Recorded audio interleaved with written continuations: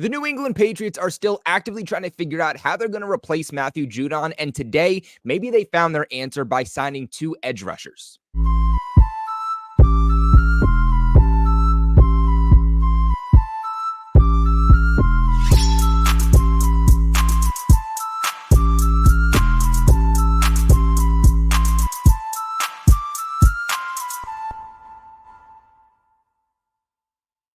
What's going on, you guys? It's your boy Colby, also known as Patriots Global, back here with another video. And today, the New England Patriots are making some roster moves as they enter their third preseason game against the Washington Commanders, with roster cutdowns shortly followed right behind. Now, today, they're going to be signing two edge rushers to try and bolster that defensive line and help out their pass rush for this upcoming season in Kobe Jones and Chris McCarroll. Now, before we break down both of these guys, I have to answer the glaring question, and that is, why are the Patriots making these moves? And more specifically, why are the Patriots making these moves right now? Now, the first answer here is because the Patriots, they need pass rush. They are dealing with a lot of injuries right now.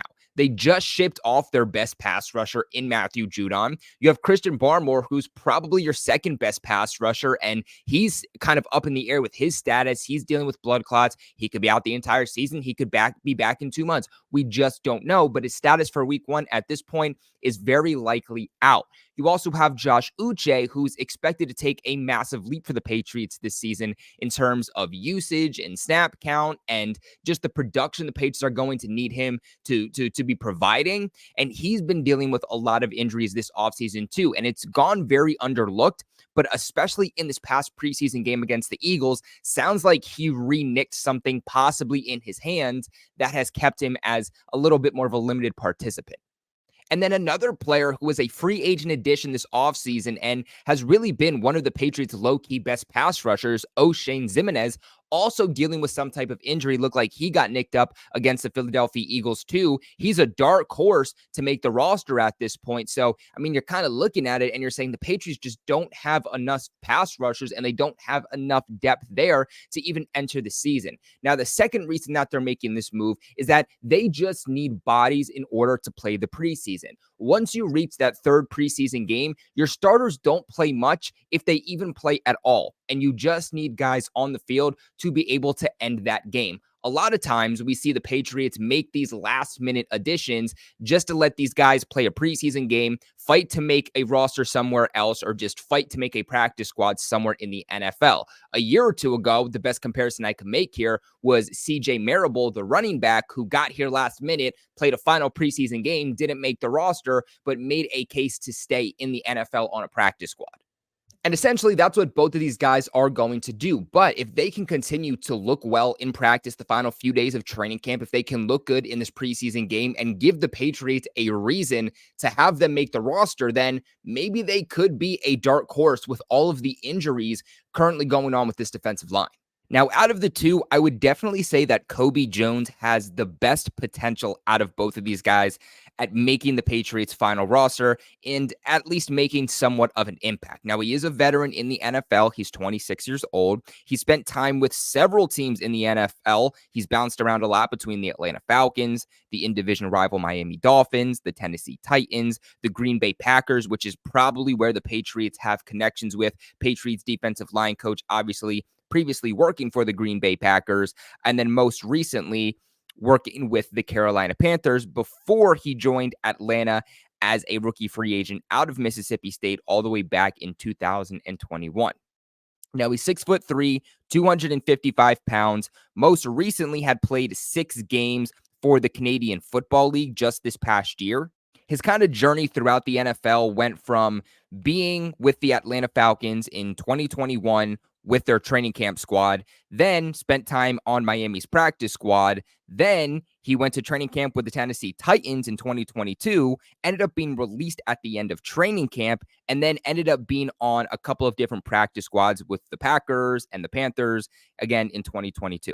Now, you might hear that and say, so he's never actually played in the NFL, and that would not be the case. He actually played a game with each of those respective teams throughout the season, being the Carolina Panthers and the Green Bay Packers. So it's not much much experience in the NFL, but he has played and started at least in a couple of games. Now, real quick, before we get on to Chris McCarroll, let's take a listen to the sponsors. If you guys are looking to support the channel, this is the best way at doing so right now. Or if you're just trying to keep you, yourself, your family, your friends, your loved ones safe from the threats online, go ahead and take and listen to the sponsors of the video. Hey guys, sorry to cut the video real quick, but I had a very important question that I had to ask you, and that is, have you ever Googled yourself, or maybe a friend, or maybe a family member Googled themselves and saw their private information being used? Maybe like their name, their phone number, their social security number, their address, maybe their credit card information?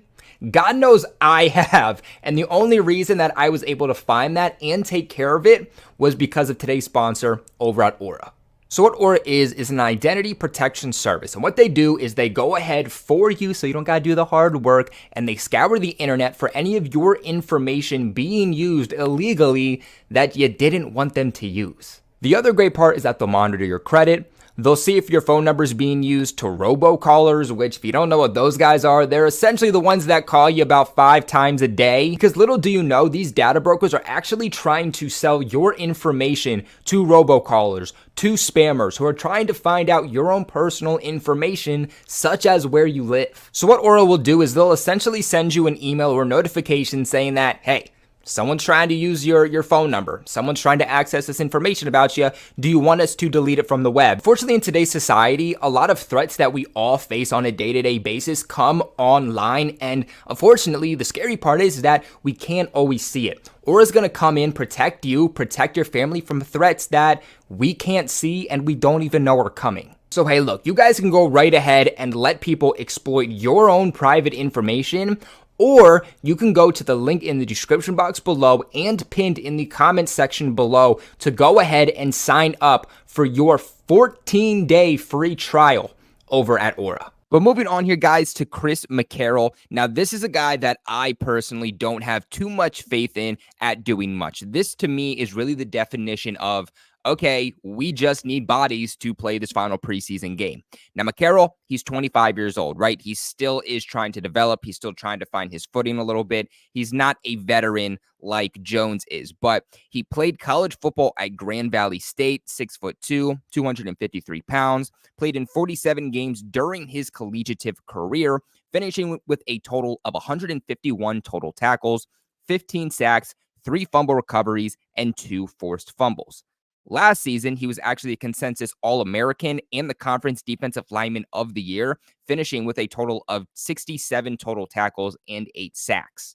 Now, I will say, too, that both of these defensive linemen did work out for the Patriots earlier this week. Clearly, both of them played well enough to actually get signed to the Patriots' active 90-man roster. And so far, for McCarroll, that is really the most he's done in the NFL. He tried out for a rookie minicamp with the Indianapolis Colts after he went undrafted just this past spring. Didn't work out. They didn't like him enough to sign him. This is his first actual spot on a 90-man roster in the NFL. And really, this upcoming game will be his first opportunity in an actual NFL game. But this is where I kick it to you guys. What do you think about both of these players? Look, they're not name-grabbing players. They're not game-changing players. But at this point in the offseason, I mean, what are you really expecting, right? If the Patriots are going to add any more notable names, I would expect it to be during roster cutdowns because they are third in the waiver wire priority. Again, to me, I said it a million times. I'll say it one more time. What this comes down to is just needing guys to play in this final preseason game. With all of the injuries going on with this defensive line, I'm sure that they are not going to play any of their starters there. No reason to play Dietrich Wise. No reason to play Josh Uche. No reason to play O'Shane Ximenez if you really feel like you've seen enough and he's dealing with an injury. You just need bodies to get through the game, and I feel like this is pretty much what that is going to be. But guys, let me know your thoughts. Do you have faith in any of these guys? Is there anything that I didn't mention that you guys found out about them? Let me know in the comment section below. Remember to leave a big like on this video, but most importantly, subscribe to the channel for all of your New England Patriots news. Appreciate you guys for watching. And of course, go Pats.